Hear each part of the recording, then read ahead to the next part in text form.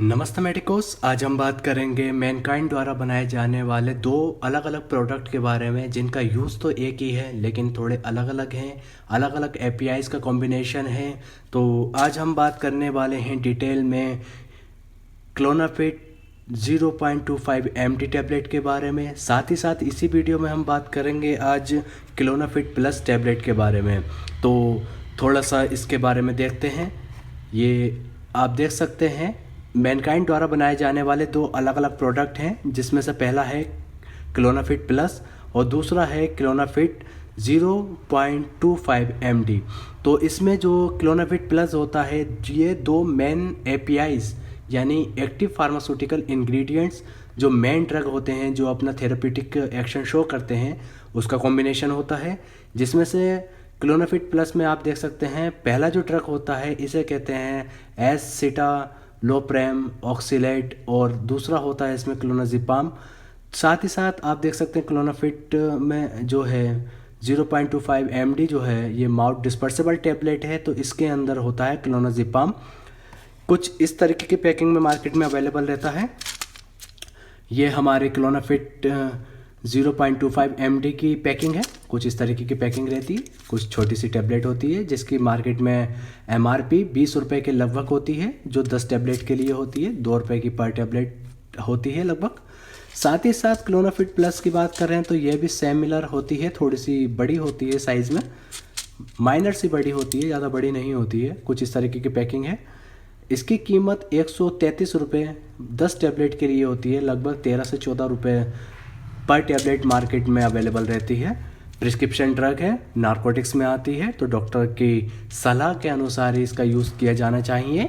ये वीडियो केवल एक जानकारी मात्र के लिए है कि आपको आपकी दवाओं के बारे में जानकारी होनी चाहिए। बाकी आपको किसी भी प्रकार की दवा से लेने से पहले अपने डॉक्टर से, अपने चिकित्सक से परामर्श अवश्य करना चाहिए। तो देखते हैं इसमें थोड़ा और डिटेल के बारे में। तो क्लोनाफिट आप ये देख रहे हैं मेरे पास 0.25 md। इसके अंदर जो होता है हमारा क्लोनाजिपाम जो होता है 0.25 mg में प्रेजेंट रहता है। कुछ जूम करते हैं। हाँ, क्लोनाजिपाम 0.25 mg में है। बाकी एक्सिपिएंट है जो क्वांटिटी सफिशिएंट है।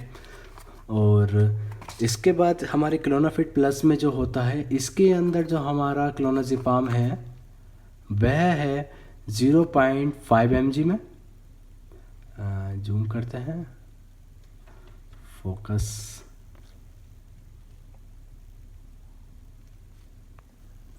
अभी हाँ हो गया।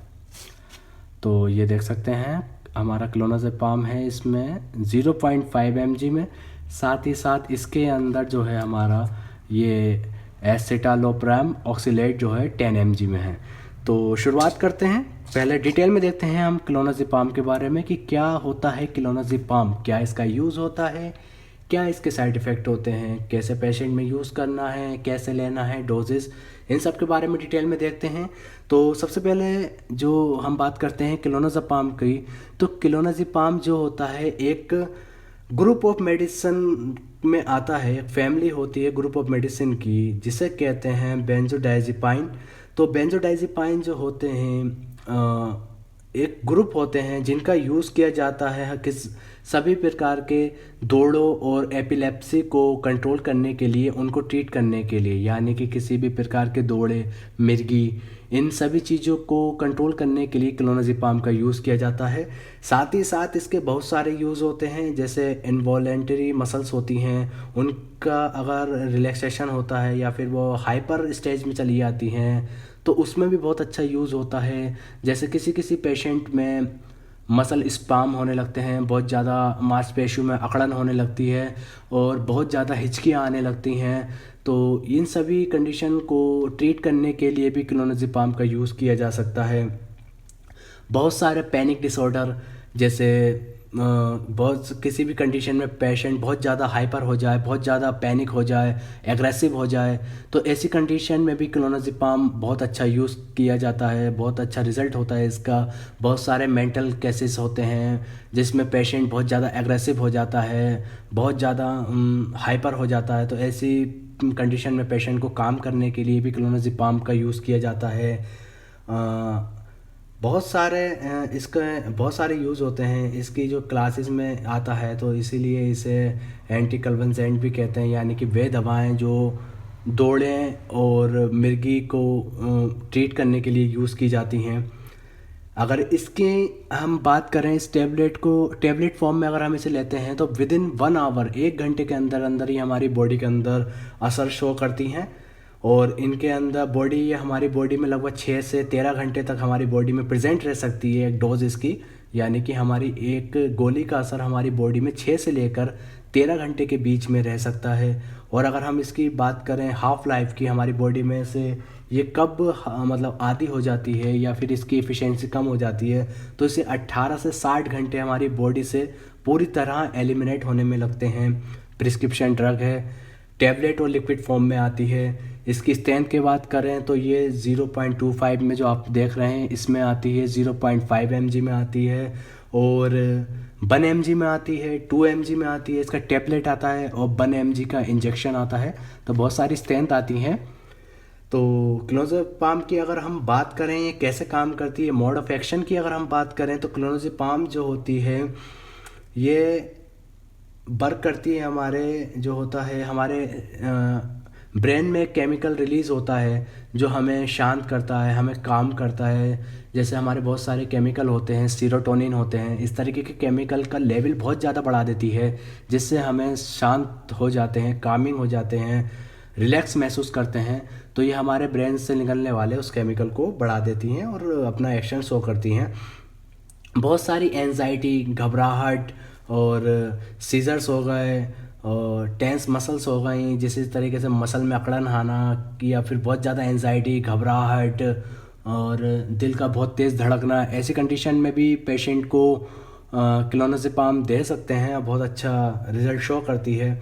इसके अगर साइड इफ़ेक्ट की बात करें तो इसे लेने के बाद जो होता है पेशेंट को बहुत ज़्यादा सुस्ती बनी रहती है दिन के टाइम में।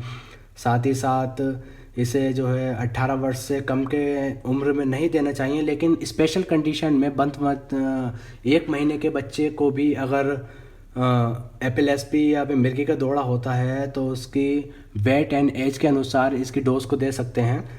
अगर बात करें इसके साइड इफ़ेक्ट की तो इसे लेने के बाद आपको अपने स्लीप में डिस्टर्बेंस महसूस हो सकता है, आपको बहुत ज़्यादा थकान हो सकती है, हल्का सा सिर दर्द की शिकायत रह सकती है, डिजीनेस हो सकती है, मसल्स में वीकनेस हो जाती है। मसल में वीकनेस होने का कारण यही है, ये हमारी मसल्स को रिलैक्स करती है, तो इसका असर हमारे शरीर में 18 से 60 घंटे तक बना रहता है।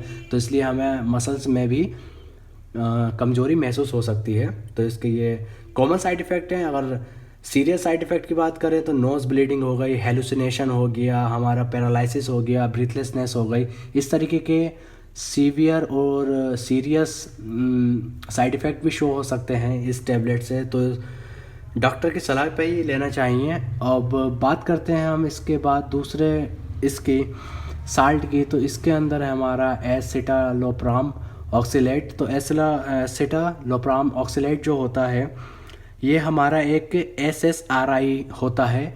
तो SSRI क्या होते हैं? तो SSRI होते हैं सिलेक्टिव सेरोटोनिन रीअपटेक इनहिबिटर। ये एक ऐसे केमिकल इनहिबिटर होते हैं जो हमारे ब्रेन में जो होता है सेरोटोनिन उसको इनहिबिट करते हैं, जिससे हमें रिलैक्सेशन होती है, हमें एंजाइटी और डिप्रेशन की शिकायत जो होती है उससे राहत मिलती है। तो ये जो होता है इसी तरह काम करता है। ये हमारे SSRI होते हैं जो डिप्रेशन और जनरलाइज एंजाइटी की कंडीशन में, यानी बहुत ज़्यादा कोई पेशेंट डिप्रेशन में है और बहुत ज़्यादा तनाव में है, एंजाइटी में है, घबराहट में है, तो ऐसे पेशेंट में एसिटालोप्राम ऑक्सीलेट का यूज़ किया जाता है। इसके भी अगर यूज़ की बात करें तो इसका आपको मैंने बताया जैसे सीवियर डिप्रेशन, अवसाद की स्थिति, चिंता में बना रहना, बिना वजह बिना किसी कारण के चिंता सताए रहना, किसी भी चीज़ के बारे में बहुत अधिक सोचना, बहुत ज़्यादा छोटी छोटी चीज़ों के बारे में सोचकर बहुत ज़्यादा चिंता करना, टेंशन लेना, ऐसी सब कंडीशन में बहुत ज़्यादा फ़ायदेमंद होता है, बहुत ज़्यादा रिलीफ देता है। साइड इफ़ेक्ट की बात करें इसकी तो ये जो होता है साइड इफ़ेक्ट में, इसका जो होता है ये हमारे सेक्सुअल डिज़ायर को बहुत ज़्यादा कम कर देता है और हमारी डिलेइंग करता है एजुकुलेशन में। यानी कि जो हमारा एजुकुलेशन का या इंटरकोर्स के समय एजुकुलेशन का जो टाइम होता है उसको बढ़ा देता है, सेक्स की डिज़ायर को बहुत ज़्यादा कम कर देता है। डिप्रेशन में इसे डिप्रेशन का थोड़ा सा अगर ये कहें गलत डोजेस और हाई मात्रा में लेने के बाद पेशेंट को इसको हैबिट बन जाती है, इसका एडिक्शन हो जाता है इन सभी दवाओं का। तो इसीलिए इन दवाओं को कभी भी अचानक नहीं छोड़ना चाहिए, इसको जो है ग्रेजुअली थोड़े थोड़े हल्के हल्के डोज में कम करते हुए छोड़ना चाहिए और डॉक्टर की सलाह के अनुसार छोड़ना चाहिए। अगर आप इन टैबलेट को अचानक बंद करते हैं तो आपके शरीर में विड्रॉल सिम्टम हो सकते हैं, बहुत सारी रेस्टलेसनेस हो सकती है, घबराहट हो सकती है, बेचैनी हो सकती है, बहुत सारे सिम्टम शो कर सकते हैं अगर इस दवा को आप अचानक छोड़ते हैं। तो यही सब जानकारियाँ थी आज के इस प्रोडक्ट के बारे में। आशा करता हूँ आपको वीडियो जानकारीपूर्ण लगी होगी और अगर आपको कोई भी क्वेरी है तो आप कमेंट सेक्शन में पूछ सकते हैं। और अगर आप इस चैनल पर नए हैं तो इस चैनल को सब्सक्राइब कर लीजिए, वीडियो को अगर पसंद आती है तो लाइक कीजिए। मैं इसी तरीके की वीडियो भविष्य में लेकर आता हूं। अगर आपको मेडिकल से रिलेटेड ऑथेंटिक जानकारी प्राप्त करनी है तो आप मेरे चैनल से जुड़े रहें, अपना सपोर्ट दिखाते रहें। और साथ ही साथ अगर आपको किसी भी नए प्रोडक्ट के बारे में जानकारी चाहिए हो, एक ओपिनियन चाहिए हो, तो आप कमेंट सेक्शन में लिख सकते हैं। अभी आप देख सकते हैं एक प्रोडक्ट मेरे पास और रिव्यू के रखा है जिसका नाम है मिनॉक्सिडिल। मिनॉक्सिडिल बहुत पॉपुलर है, ये मिन टॉप के नाम से है। अगर आप इसके बारे में भी वीडियो देखना चाहते हैं तो आप कमेंट सेक्शन में बता सकते हैं, मैं इस पर भी वीडियो बनाने वाला हूं। तो आज की वीडियो को यहीं समाप्त करते हैं। आशा करता हूँ आपको वीडियो जानकारीपूर्ण लगी होगी और अच्छी लगी होगी। अपनी सेहत का ख्याल रखें और सुरक्षित रहें, खुश रहें। धन्यवाद।